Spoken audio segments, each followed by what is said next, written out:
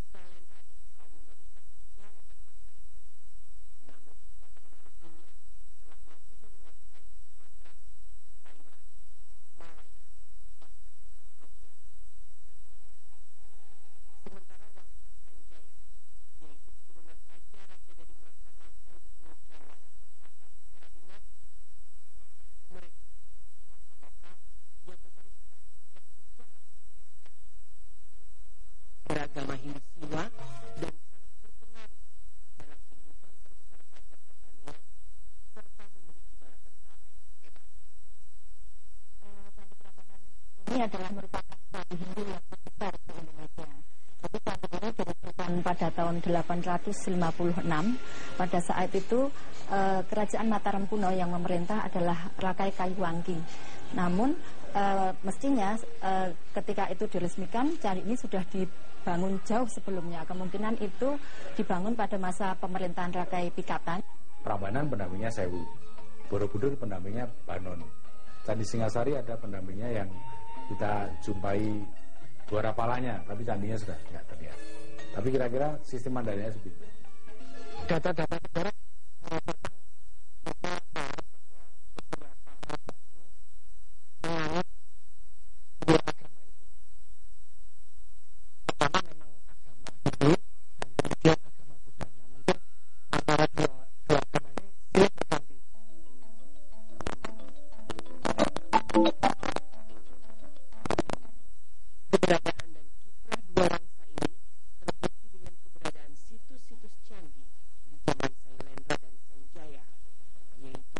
Mahakarya Candi Borobudur, Candi Boko, Candi Kawasan, dan dari agama Hindu, Candi Prambanan.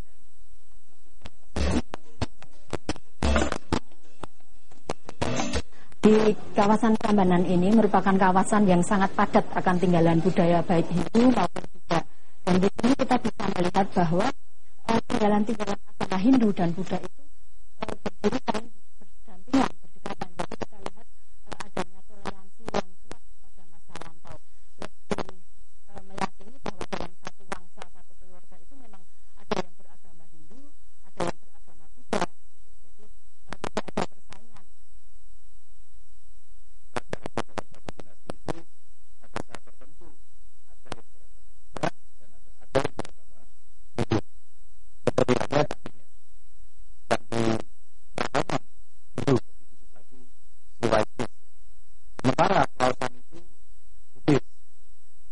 Inilah yang saya kira perlu dijelaskan bagaimana hubungan historis antara keduanya.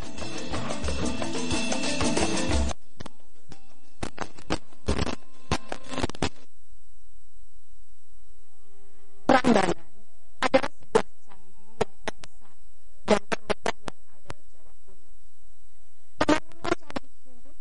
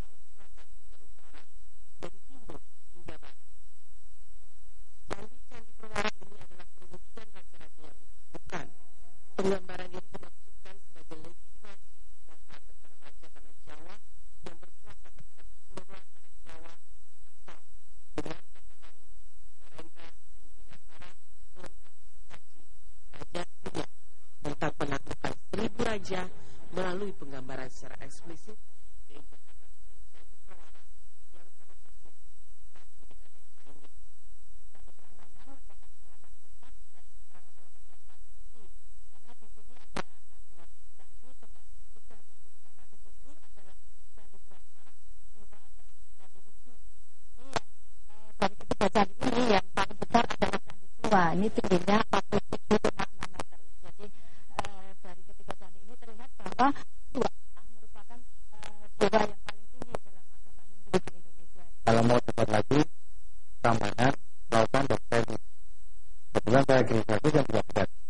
Lalu di depan lagi ada candi Bindung juga. Itu katakanlah kalau kita bawa ini sistem Mandala ini kita bawa ke tempat lain, itu juga pasti ada. Ada Borobudur, ada Mendut, ada Banon, ada Pawon, ada macam-macam. Artinya apa? Candi-candi kecil ini mendukung apa? Prosesi peribadatan pada candi kerajaan.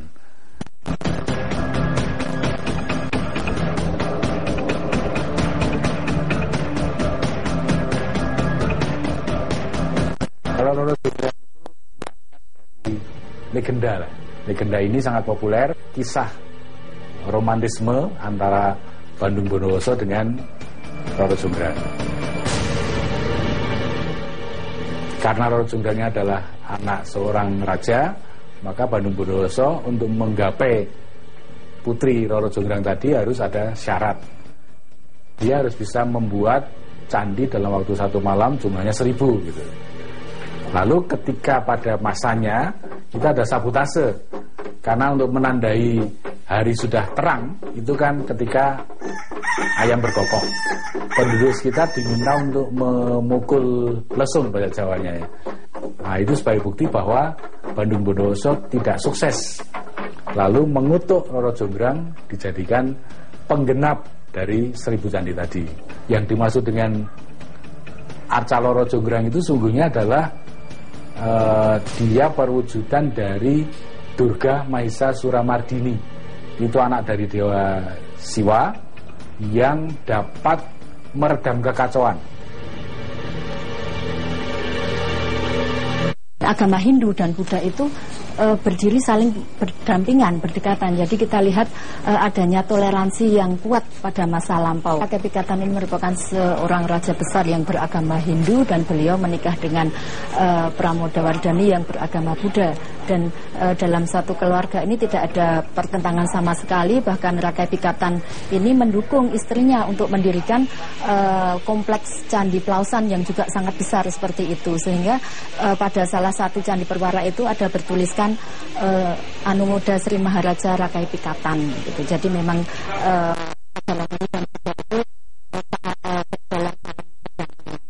Candi Plausan menyimpan romantisme dan kisah cinta antara Rakai Pikatan dengan permaisurinya Pramudia Wardhani.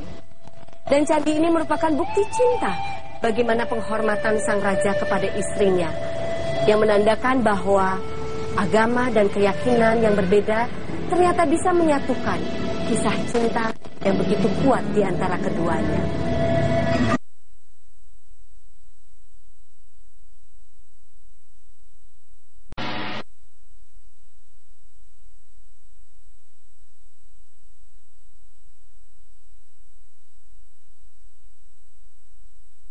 Candi Plausan terdiri dari 2, yaitu Plausan Lor dan Plausan Kidul. Keduanya hanya dipisahkan oleh jarak jalan yang kecil saja, yaitu 20 meter.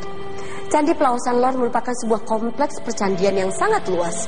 Candi ini menghadap ke barat, dan bagian depannya terdapat 2 pasang arca, duara pala yang saling berhadapan.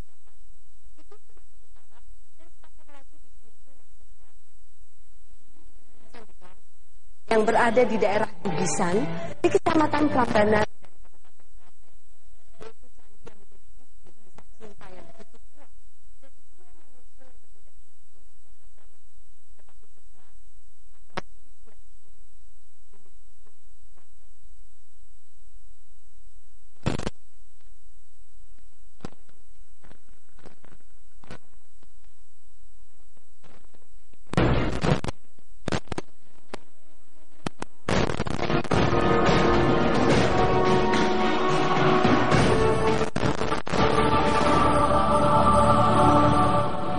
Candi Plaosan diperkirakan dibangun pada masa Rakai dari Kerajaan Mataram Hindu, berkuasa tepatnya sekitar awal abad ke-9 Masehi. Berdasarkan isi prasasti Sri Kahulunan pada tahun 842 Masehi yang menyatakan bahwa Candi Plaosan Lor dibangun oleh Ratu Sri Kahulunan dengan dukungan suaminya. Sri Kahulunan adalah gelar Pramudia Wardani, putri Raja Samaratungga dari Wangsa Sailendra. Pramudia Wardani yang memeluk agama Buddha menikah dengan Rakai Pikatan dari Wangsa Sanjaya yang memeluk agama Hindu.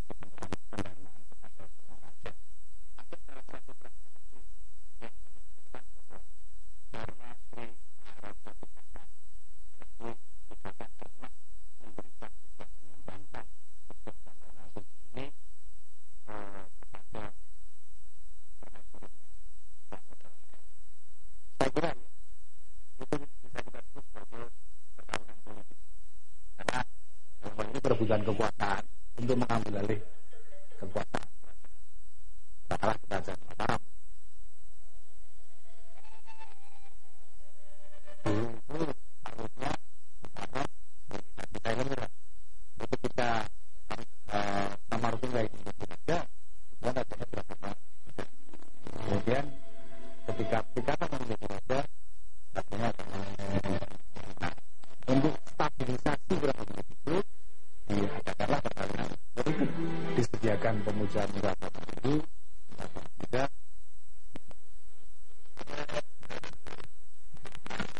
dari pahatan relief antara dua candi ini bisa disaksikan bagaimana perasaan cinta diinterpretasikan. Relief pada dinding candi induk sebelah utara menggambarkan laki-laki.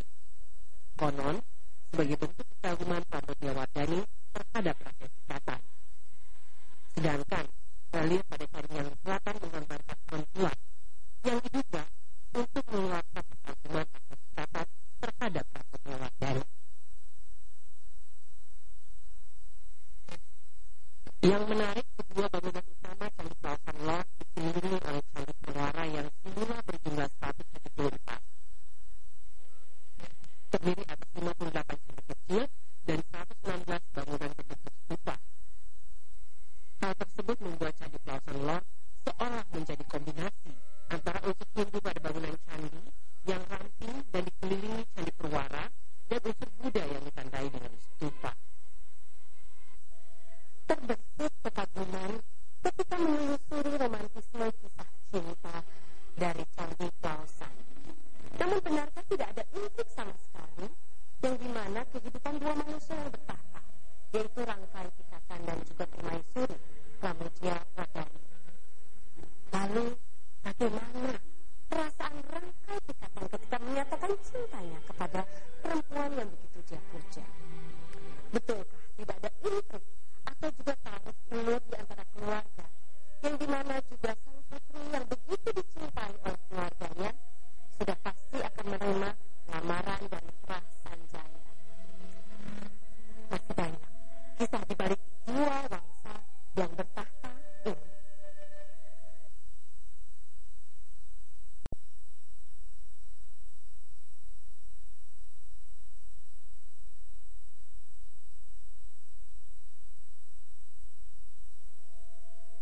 Kenyataannya, ada dua kekuatan besar atau dua kubu yang saling bersaing untuk menguasai kerajaan Mataram kuno. Dua kubu yang saling bersiteru itu dipimpin oleh Rangkai Kayuwangi yang merupakan anak bungsu dari Rakai Pikatan, dan Rakai Walaingku Kamboyoni, yaitu Rangkai Walaing merasa lebih berhak atas tahta Mataram daripada Rakai Pikatan yang memerintah pada waktu itu. Karena ia merasa Rakai Pikatan adalah cicit dari adik Rakai Mataram dari sang Ratu Sanjaya. Sementara Rakai Pikatan hanyalah menantu sang raja saja, maka dapatlah dipahami mengapa Rakai Walaing berusaha untuk merebut kekuasaan. Meski dalam sejarahnya Rakai Pikatan adalah yang mendirikan sebuah candi yang megah, yaitu Candi Prambanan.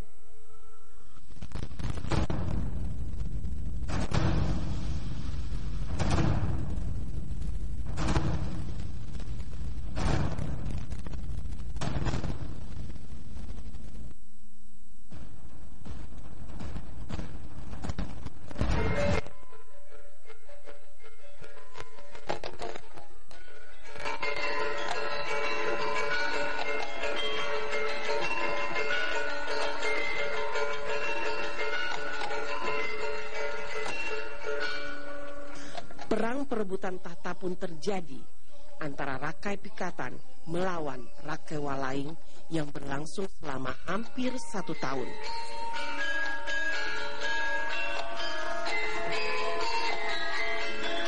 Namun anak bungsu Rakai Pikatan yang bernama Rakai Kayuwangi atau Diak Lokapala sebagai pemimpin pasukan yang gagah berani berhasil memukul mundur Rakai Walaing. Rakai Walaing akhirnya melarikan diri dan mengungsi ke Bukit Ratu Boko dan membuat benteng pertahanan di sana. Boko itu kalau dari sumber prasasti itu dapat diidentifikasikan sebagai pihak yang kalah perang dengan kerajaannya Pikatan tadi. Mengapa Rakai Kayuwangi diberi kekuasaan langsung oleh Pikatan? Ini sesuatu yang jarang terjadi. Jadi penyerahan kekuasaan yang diabadikan di prasasti itu jarang terjadi. Satu di antaranya dia. Lalu Rakai Kayuwangi ini di dalam prasasti itu ada nama sindiran, yaitu Wala Putra. Wala Putra itu anak bungsu. Padahal di dalam peraturan katakanlah suksesi raja, mestinya pengganti raja itu adalah anak tertua. Lebih-lebih anak tertua laki-laki, putra permaisuri. Nah, bisa terjadi bukan anak tertua kalau dia punya jasa. Ternyata jasanya adalah dia berhasil menghalau pemberontakan. Nah, pemberontakannya dengan siapa? Melawan orang yang namanya Rakai Waleng Kumbayoni.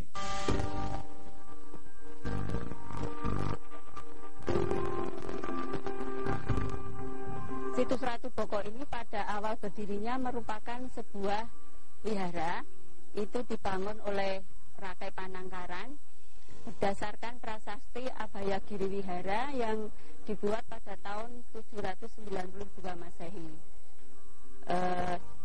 Pada prasasti tersebut disebutkan bahwa Rakai Panangkaran membuat wihara di situs Ratu Boko. Makanya disebut Abhayagiri. Jadi sebuah wihara yang aman, yang damai di atas sebuah bukit.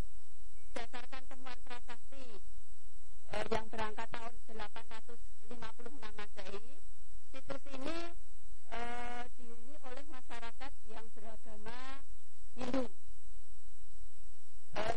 yang dibuat oleh Rakai Waleng Kumbayoni. Berdasarkan adanya prasasti Siwagerha, disebutkan di situ bahwa Bala Putra Dewa itu melarikan diri dan membangun benteng pertahanan di Keraton Ratu Boko. Di dalam prasasti Siwagerha, tempat ini kemudian digambarkan sebagai tempat pengungsian berupa benteng pertahanan. Candi Ratu Boko dipilih Rakai Waleng karena sangat strategis, sehingga Rakai Kayuwangi kesulitan untuk menggempurnya.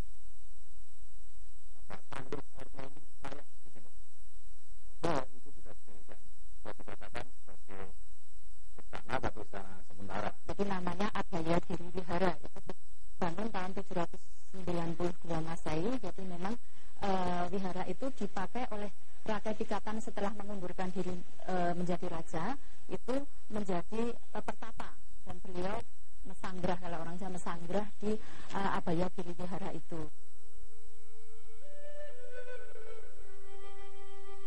Perkawinan yang mengikat dua negeri, dua bangsa, dan dua agama disimbolkan oleh pernikahan Rakai Pikatan dan juga permaisuri Pramudia Wardani. Dan ternyata mereka mampu mempersatukan negeri yang diambang peperangan dan juga kehancuran. Ini merupakan kisah kolosal di balik berdirinya candi-candi besar yang berada di tanah Jawa di era Mataram kuno.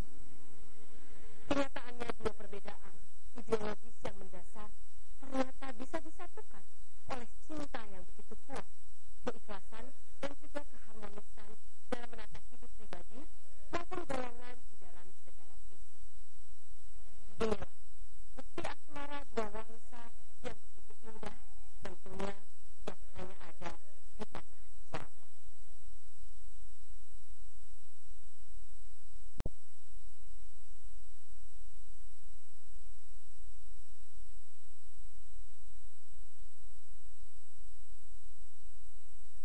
Hati adalah sebuah perjalanan diri kita menuju Sang Pencipta melalui keberagaman, persatuan, dan cinta kasih. Keyakinan dan kepercayaan bahwa suatu niatan yang baik tentunya menjadi magnet yang menarik hal-hal baik lainnya. Hati mempunyai misi bersama untuk memperkenalkan kembali sebagian kecil dari sejarah bangsa kita di masa lalu dalam bentuk sebuah kisah roman percintaan antara dua insan manusia yang tidak hanya mampu menembus batas-batas perbedaan antara agama, suku, dan golongan, namun justru menyatukan semua perbedaan tersebut yang didasari oleh cinta sejati yang abadi pada sesama dan kepada Sang Pencipta.